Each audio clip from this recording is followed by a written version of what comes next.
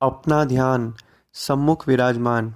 श्री श्री 108 श्री परमहंस महान विभूतियों की ओर लगाते हुए और अपनी मुख रसना को पवित्र करने हेतु एक बार ऊंची और मीठे स्वर में बोलिए जयकारा बोल मेरे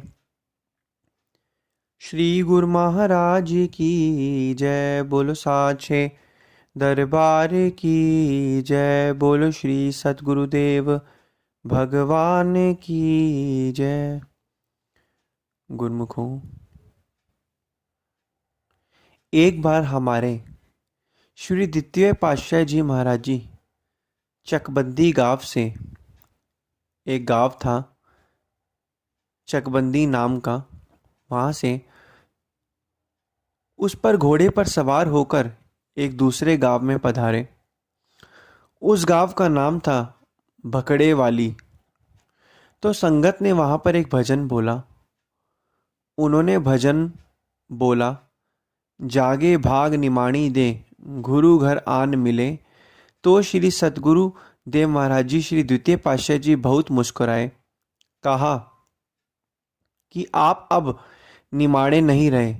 इस भजन को इस तरह से बोले कि जागे भाग भगड़े वाली दे गुरु घर आन मिले, कि जिस स्थान पर सतगुरुदेव महाराज जी आकर विराजमान हो जाते हैं, सचमुच वो स्थान पूजनीय हो जाता है। वो स्थान की धूल भी गुणकारी हो जाती है। वो तीर्थ स्थान की भांति हो पवित्र हो जाता है। इसी प्रकार सतगुरु जिस जिस स्थान पर आज तक दया हुई है, बख्शीश हुई है, कितनी ही स्थानों पर प्यारे सतगुरु ने जाकर अपने प्यारे चरण कमलों को छुआकर उस स्थान को पवित्र किया है। उनकी महिमा को जितना भी बयान किया जाए उतना कम है। सत्पुरुषों का यूं जो दिव्य शरीर होता है, जिस देह को यह धारण करते हैं, इस देह में जो परम ज्योत है वो उसी निरंकार की ज्योत है, उसी सच्चिदानंद परमात्मा की ज्योत है जो इस सारी सृष्टि को रचाने वाला है। वो आप सतगुरु रूप में इस संसार में लीला रचाने मात्र के लिए आता है और स्थान स्थान को पवित्र करके जहाँ जहाँ भी इनके चरण पड़ते हैं वह स्थान पवित्र होता चला जाता है। सतगुरु का जो यह देह रूप है इतना मनमोहक होता है, इतना प्रेमीय होता है, करुणा दया वात्सल्य की साक्षात मूरत होते हैं। सतगुरु कोमलता पवित्रता की साक्षात सूरत होते हैं। सतगुरु प्रेम भक्ति के अतुल भंडार होते हैं। सतगुरु ज्ञान की साक्षात मूरत होते हैं। सूर्य के समान उनके तेजस्वी मुखड़े पर जैसे ही जीव की नजर पड़ती है, उनकी प्रेम आकर्षण में जीव खींचा चला जाता है। ऐसी महान विभूतियों के पाकर हम अपने कितने अहोभाग्य मनाएं कि मेरे सतगुरु, ऐसे परम ब्रह्म सतगुरु मुझे आ मिले हैं। कितने अहोभाग्य हैं हमारे। गुरुमुखों, श्री सतगुरुदेव महाराज जी के हम जीवों पर कितने उपकार हैं।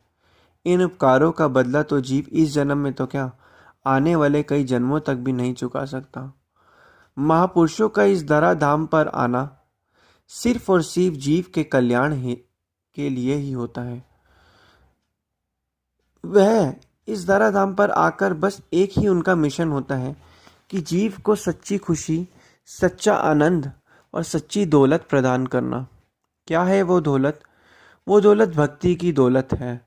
वो दौलत जो हमारे श्री श्री 108 श्री पंचम पातशाह महाराज जी ने जो हम जीवों को 5 नियम बताए हैं, उन 5 नियम की पालना करना ही वह दौलत है।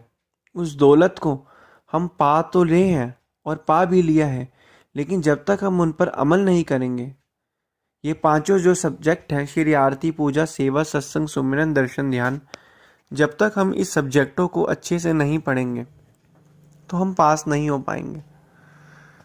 इसलिए अगर हमें अपना आत्म कल्याण करना है तो हमें इन सब्जेक्टों को जो है अच्छे से पढ़ना ही पड़ेगा। तभी हम श्री सद्गुरुदेव महाराज जी की तो प्रसन्नता प्राप्त करेंगे ही करेंगे और हमारा आत्म कल्याण भी होगा, मन शांत में और आनंद में व्यतीत होगा। क्योंकि गुरुमुखों, एक बार जो समय वापस चला गया वो दोबारा हाथ में नहीं आने वाला। तो इसलिए अपने हर एक क्षण को वर्तमान में आनंद में जियो और आने वाले आनंद को भी जियो। जो समय निकल गया वो दोबारा हाथ में नहीं आने वाला। इसलिए अपने हर पल हर एक क्षण को आनंद में जियो। यही गुरुमुखों महापुरुषों के वचन हैं। इन्हीं वचनों की हमें पालना करनी है मरते दम तक।